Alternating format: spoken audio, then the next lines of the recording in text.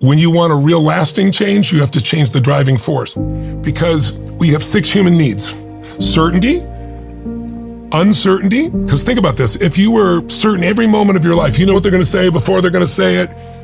But if you knew what someone's going to say before they're going to say it, you know what's going to happen before what's going to happen every moment of every day. In the beginning, it'd be cool. But after a while, what would you feel? Bored. Out of your mind bored. So God, in her infinite wisdom, gave us uncertainty. Third need is significance. They need to feel unique. You need to feel special. They need to feel important. Who do you think has that need? All of us. Everyone. Yeah. Some people do it by earrings. Some people buy tattoos in certain areas. Some people buy their art. Some people the way they dress. Some people buy their money. Some people be more generous. Everyone finds a way, okay? Anytime you meet a belief, an emotion, or a behavior meets at least 3 of these 6 needs, you will become addicted to that thought, that feeling, or that behavior. It could be a positive one or a negative one, but you will become addicted to it. 4th need, connection and love. Everybody wants love. Most people settle for connection because they've had love at one point and it was so painful when it ended, they decided to settle for connection. How can you get it? You can get it by going for a run and feeling connected to God, the universe, nature. You can get it by prayer. You can get it by being with some friends. You can get it by making love. You can get it by getting a dog. There's a million ways to feel connection and love. Some are positive, some are negative. Some people get connected by their problems. They're always comparing problems. You ever seen 2 people comparing, but I had this, well, you think that's bad, let me tell you mine. They're arguing over significance and they're connecting through their problems. The secret to it all are the final 2 needs. These are the spiritual needs, not religious, but spiritual. And that is, we all must grow. When you grow, you feel alive. And if you don't grow, you start to die inside. But we grow so we have something finally to give, which is where meaning comes in life. If you're missing, growing, contributing, you will not feel fulfilled. There's the science of achievement, there's the art of fulfillment. They're 2 different skills. If you want an extraordinary life, you need both.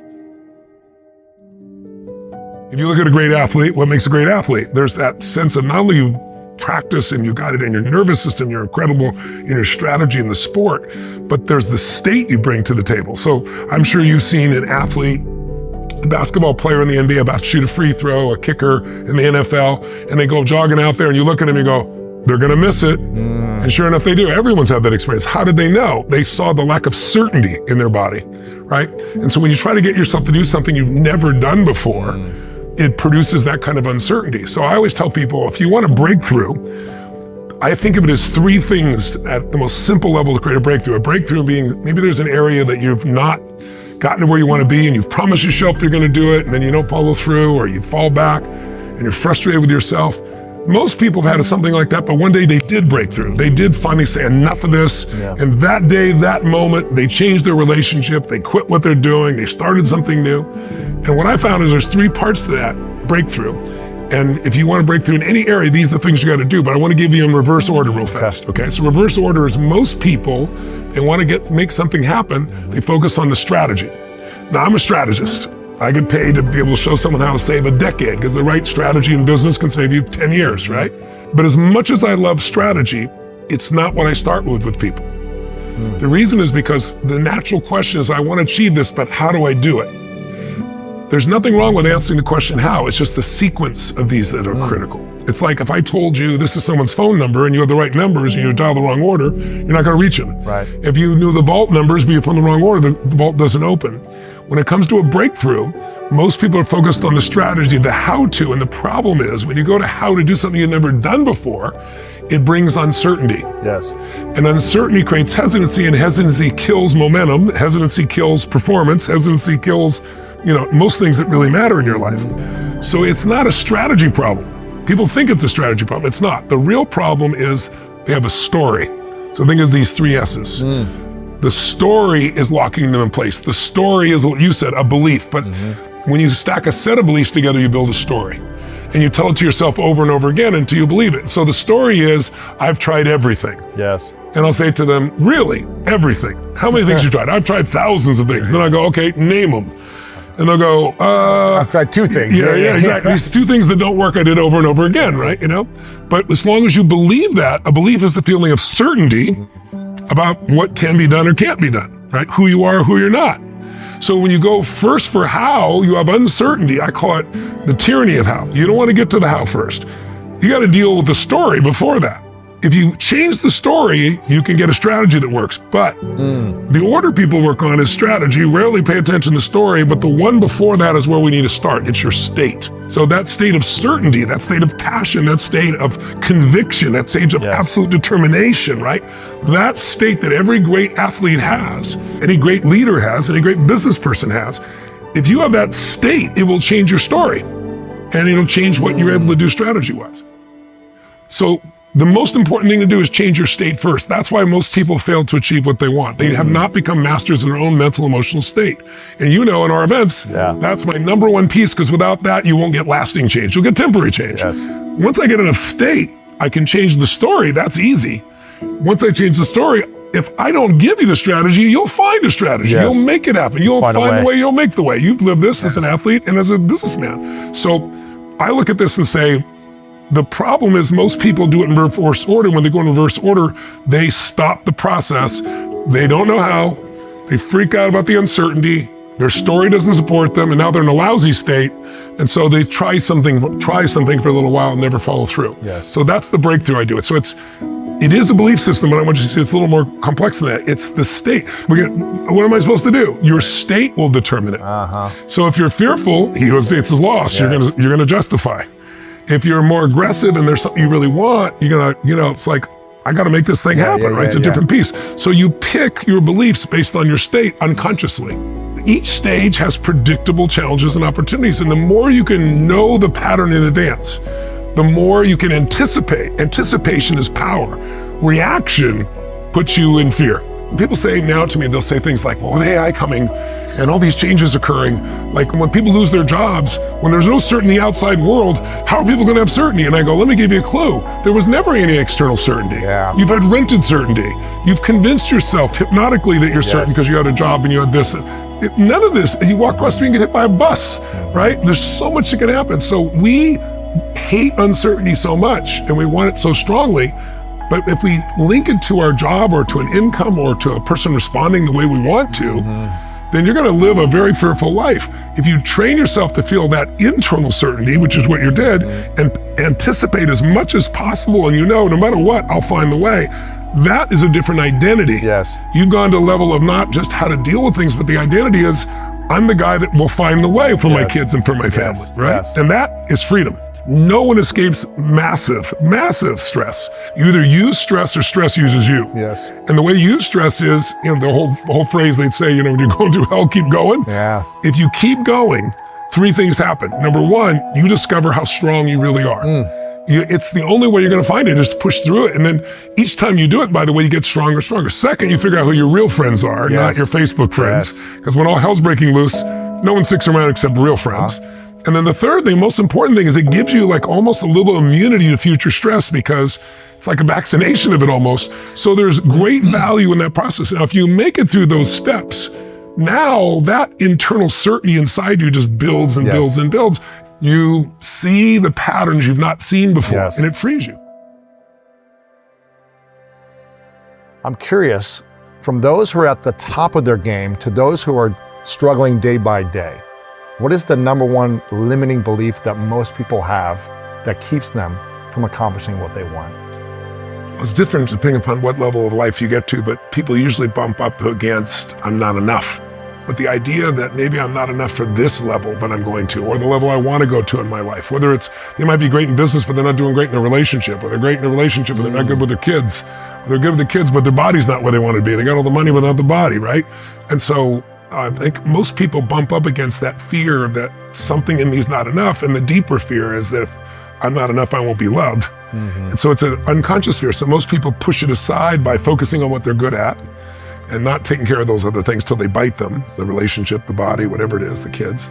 Or they come up with a story about, well, I don't need to be good at that, or that's just not my nature. And so I'm often called in to help somebody, sharpen their skills. But you're right, usually there's a limiting belief of some sort. So I couldn't say there's one, but if I was saying the most dominant one, it's like, I've never done this before, so how the hell am I gonna do it, right? There's uncertainty.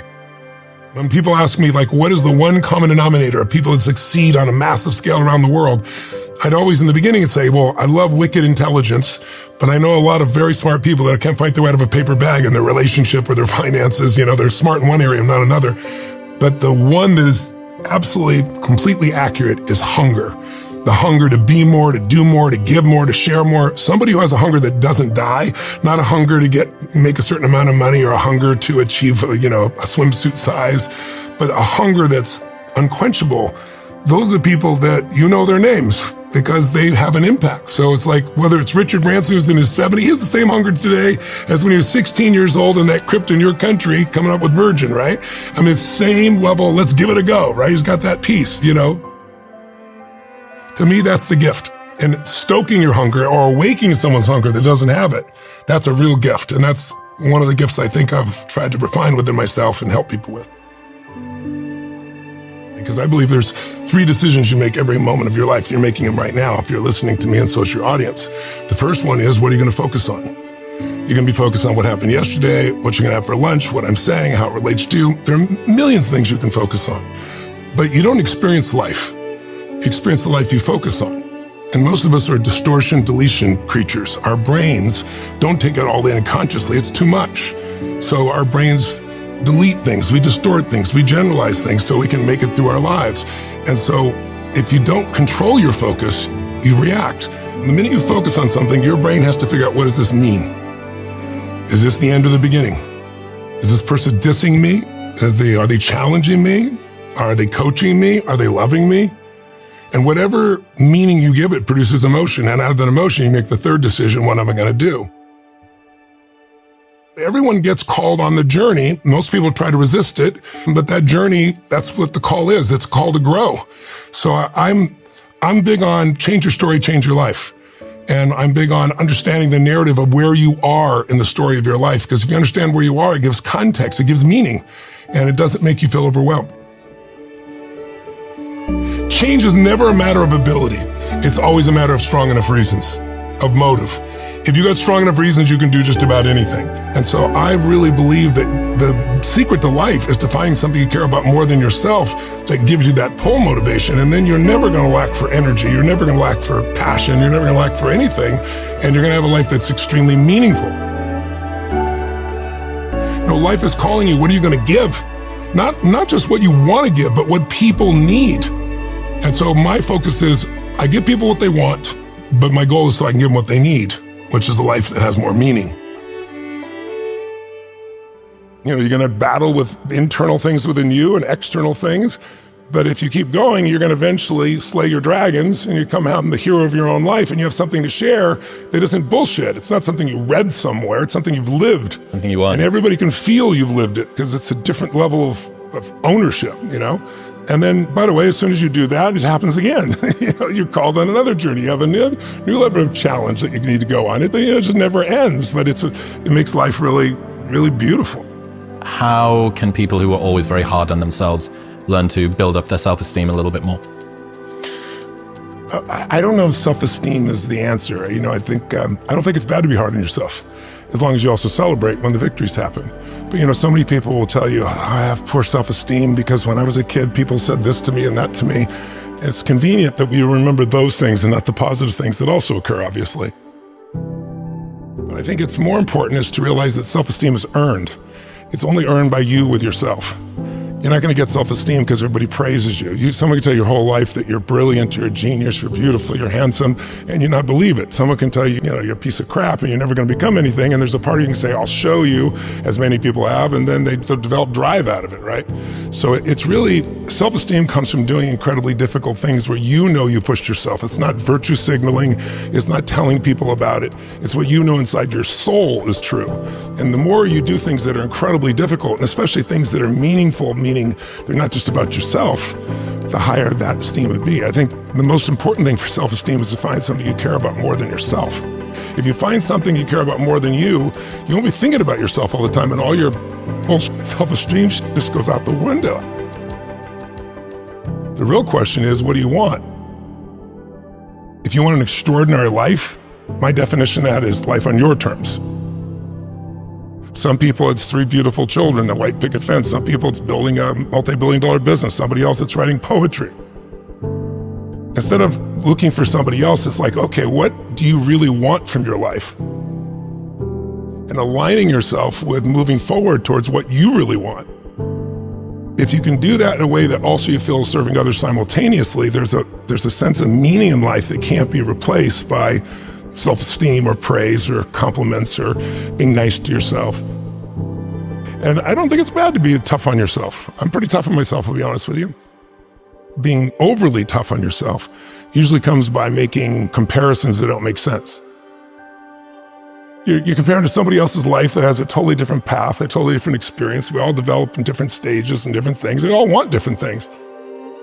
But eventually you wake up and say, it's good to be strong with yourself, but beating yourself up just lowers your energy. And when your energy gets lower, you produce less. And you don't have the same level of joy. You don't have the impact that you want to have, nor do you have the excitement that you really want to have. So I look at it as something that it's worth earning your own self-esteem, but it's really not the secret. The secret is find something else you obsess about more than yourself, and you'll have a level of energy that will compel you over the long term.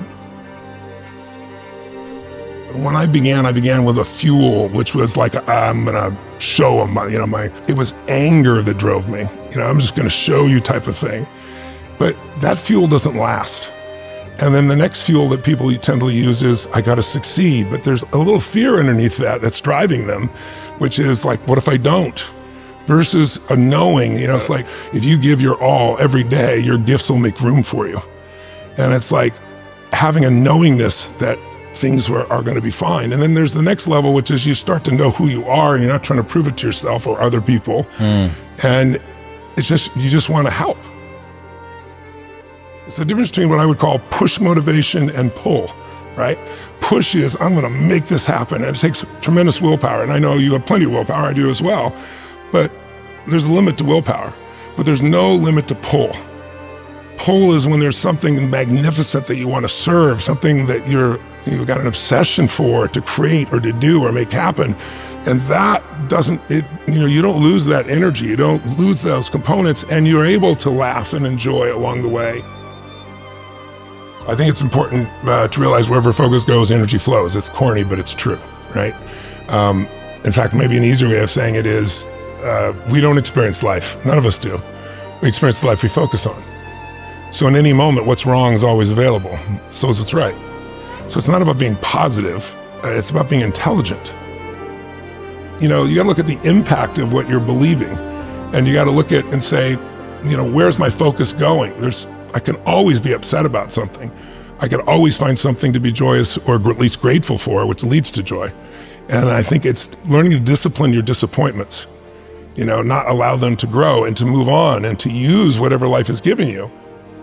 Keep getting around things you're not used to and let something hit you. And something's going to strike you. Something's going to wake you up. Something is going to make you feel more, desire more, want to give something to life as opposed to just live your life. That's why we've got to grow.